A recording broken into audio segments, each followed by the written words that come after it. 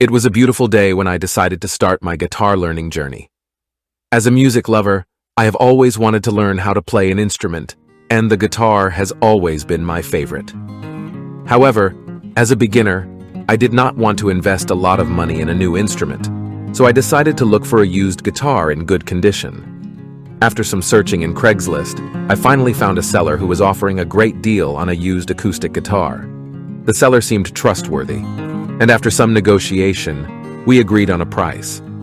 I sent the payment amount, and the seller promised to send the guitar within a few days. However, after several days had passed, I still had not received the guitar. I tried to contact the seller, but my calls and messages went unanswered. I started to worry that I had been scammed, and I had lost my money. Days turned into weeks, and I had given up hope of ever receiving the guitar. I used to roam the streets around my house for days, exploring every nook and cranny of the neighborhood. It was a way for me to escape the monotony of my everyday life and find adventure in the mundane. But then, out of nowhere, I received a text message from the seller. The message said that if I still wanted the guitar, I should come to a certain address to pick it up. The message also said that the guitar had already been paid for, so I would not need to pay anything else. I was hesitant to go, but I really wanted the guitar. I decided to take the risk and go to the address given in the message.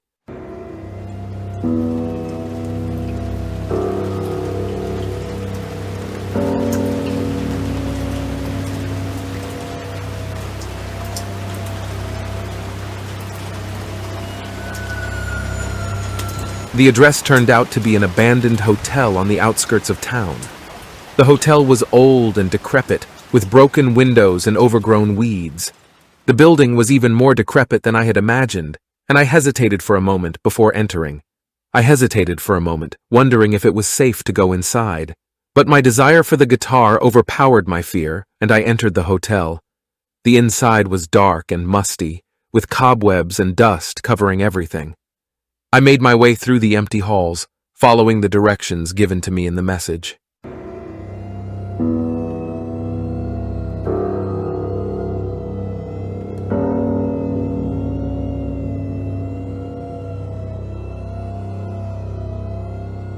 End of the hallway. The door was slightly ajar, and I could hear faint music coming from inside.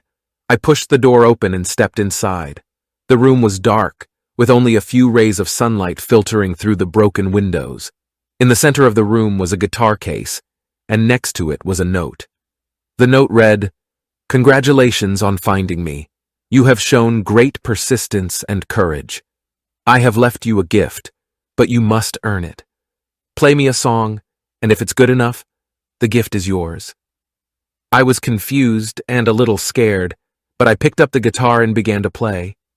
I played a simple melody that I had been practicing for weeks. As I played, I felt a strange energy fill the room. It was as if the notes were coming alive and resonating with the old walls. When I finished the song, I looked around the room, wondering what would happen next. But nothing happened. The room was silent, and the guitar case remained closed. I was about to leave when I heard a creaking sound coming from the corner of the room. I turned to see an old man standing there watching me. "Very good," the old man said. "You have talent. Here is your gift." He handed me a small box and disappeared into the shadows. Over the next few weeks, I practiced every day with my new guitar pick. It felt like it had a life of its own, guiding my fingers and producing beautiful melodies that I had never played before. My guitar playing improved by leaps and bounds, and I felt like I was on top of the world. But at night, when I was alone in my room, I couldn't help but think about the old man in the hotel. Who was he? And why had he given me the pick? And what was the meaning behind his strange challenge?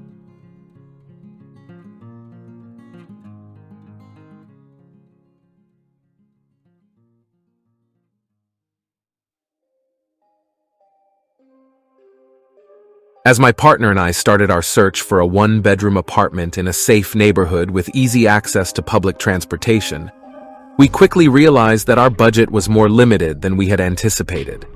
We scoured the internet, searching for the perfect place to call home. That's when we stumbled upon a Craigslist ad for an apartment that seemed too good to be true. The ad listed a one-bedroom apartment in a beautiful, historic building in the heart of Newark. The photos showed an elegantly furnished living room, a cozy bedroom, and a modern kitchen. The price was right, and the location couldn't be beat. We immediately reached out to the owner, a wealthy businessman named David. I received a message from David about the apartment we had been eyeing for a while. "Hey, the apartment is available. Are you still interested?" David quickly responded when I asked him if we could see it. "Hey, David. Yes, we are very interested. Could we see it tomorrow?" I replied. "Absolutely. I'll be there to show you around," David replied warmly. The next day, we arrived at the apartment, and we were instantly struck by the grandeur of the building. David greeted us warmly and gave us a tour of the apartment. "Welcome. I'm so glad you could make it.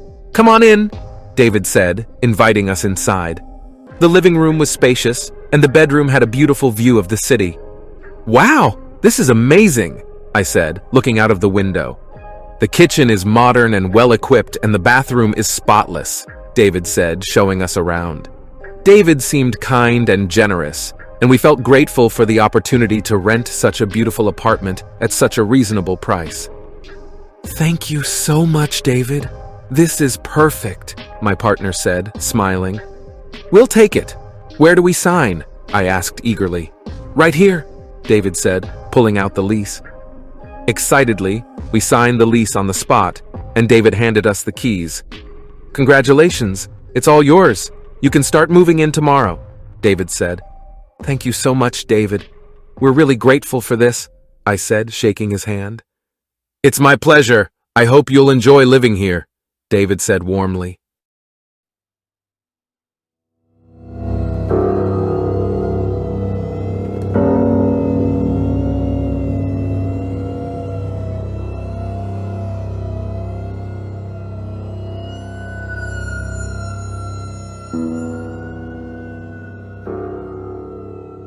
As we settled into our new home, we started to notice strange and unsettling things happening around the apartment.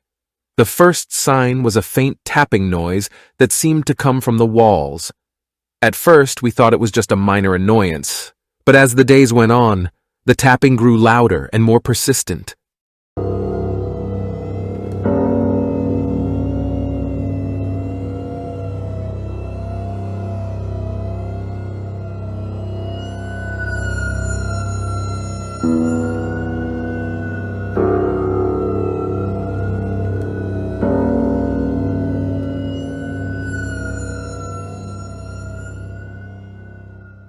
Table had been moved to the opposite side of the room. We were unnerved by the strange occurrence, but we tried to brush it off as a prank or a misunderstanding. But as the days went on, the strange occurrences continued. We would find items moved or misplaced, and sometimes we would hear strange noises coming from the walls or the ceiling. We started to suspect that David might be hiding something from us. One day, when David was out of the apartment, we decided to do some investigating. We searched the apartment from top to bottom, looking for any clues or evidence that might explain the strange occurrences. It was then that we found a locked door in the hallway. It was a small door, almost hidden from view, but it seemed to lead to a small room or closet. We tried to open the door, but it was locked tight. We searched for a key but couldn't find one. We decided to confront David about the locked door and the strange occurrences in the apartment.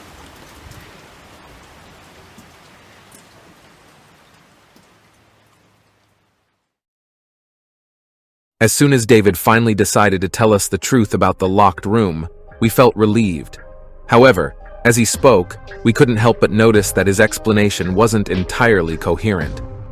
"So, what's behind the locked door?" I asked, trying to keep my voice steady. David sighed. "It's just a storage room," he said.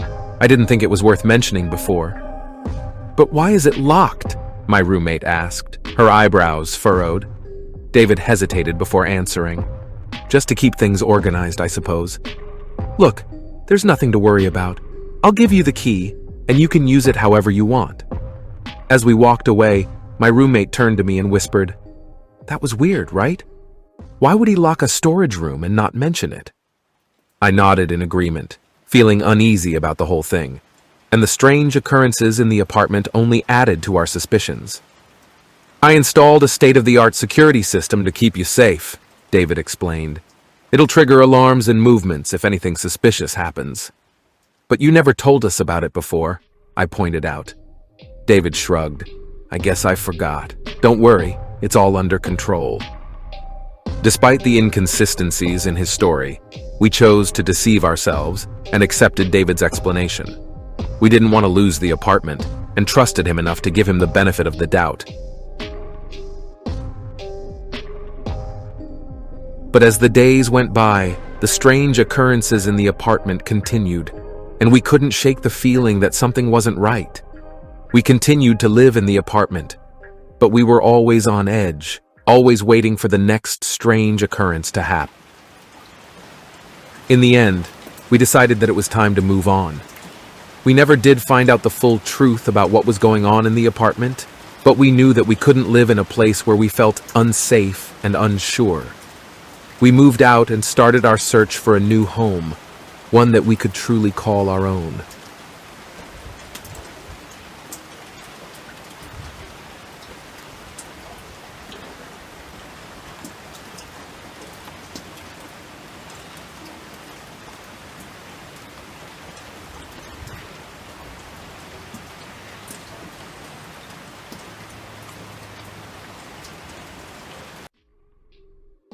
I am Sarah, a painter living in Paris.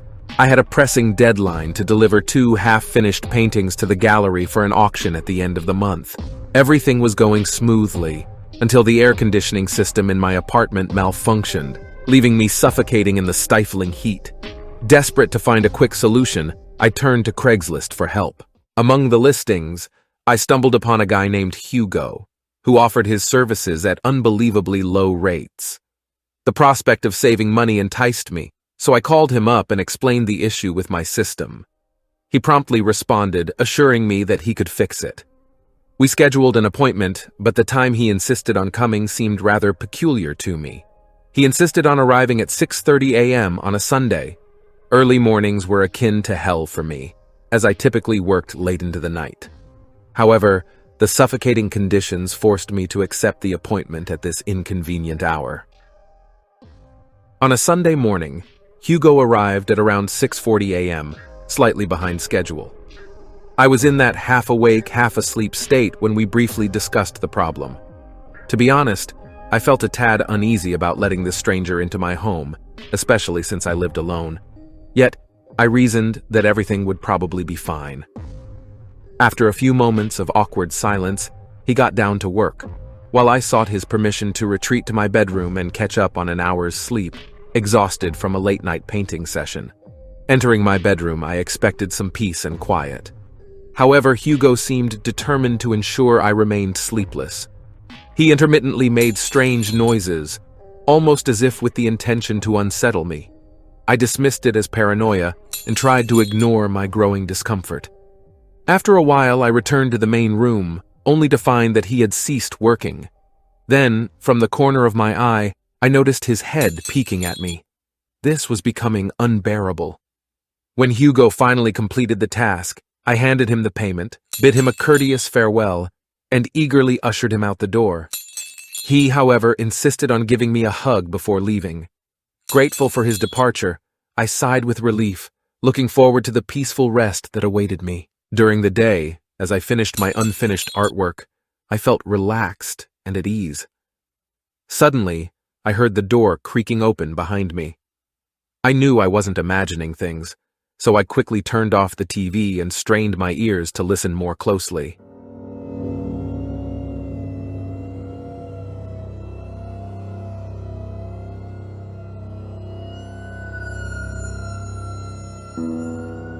The sound was coming from my back door, a chilling creak that sent shivers down my spine. It stopped abruptly, leaving an eerie silence in its wake. With trepidation coursing through my veins, I mustered the courage to get out of bed and cautiously approached my bedroom door. As I peered outside, My worst fears materialized before my eyes. To my horror, I spotted the same man from earlier, lurking around the corner, his presence like a haunting specter. Our eyes met for a split second, a chilling exchange that conveyed volumes of malevolence. Panic surged within me as I instinctively slammed the door shut and locked it, as if the flimsy barrier could shield me from the impending danger. My heart pounded against my rib cage, threatening to burst free. Fear gripped me tightly as I mustered all the courage I had left. Shouting at the intruder, my voice trembled with a mixture of anger and terror. "I'm calling the police! Get away from here!" The words spilled out, laced with desperation and a plea for survival. Without wasting a moment, I fumbled to grab my phone from the bedside table, my trembling fingers struggling to dial the 3 digits that would connect me to help. 911. The operator's voice on the other end provided a lifeline, a fragile thread connecting me to the outside world in this moment of dire need. My voice quivered as I relayed the harrowing situation unfolding before me, my words tumbling out in a frantic rush. "There's a man trying to break into my apartment! He won't leave! Please, you have to send someone quickly!" The operator's calm tone provided a glimmer of reassurance amidst the chaos, instructing me to stay on the line until the authorities arrived.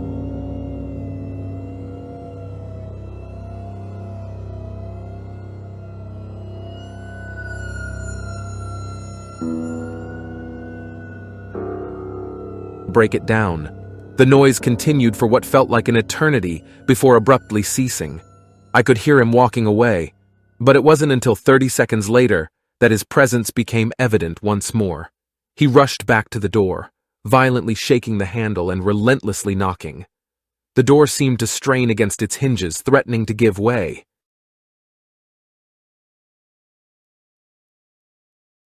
Siren of a police car pierced through the tense atmosphere from outside. Relief washed over me as I heard the authoritative voices of the officers shouting, causing the intruder to flee in a panic. I remained on the line with the emergency operator, updating them on the situation and the arrival of the police. With the immediate danger averted, I couldn't shake off the lingering fear that the deranged individual might return at any moment. Determination surged within me, urging me to leave that apartment behind without hesitation.